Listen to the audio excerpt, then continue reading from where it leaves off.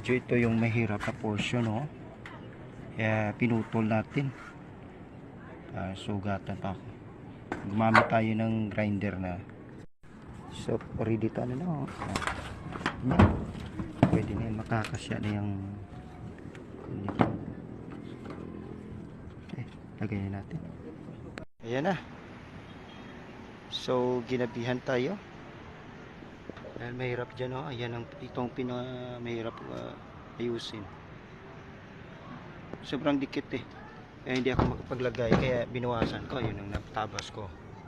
Pero ito, babalikan ko to, trabahuin ko, tatabasan ko rin ito yung portion, oh, para yung dumi, yung mga basura ay ano talaga siya. Hindi magandang paggawa nito ng gumawa.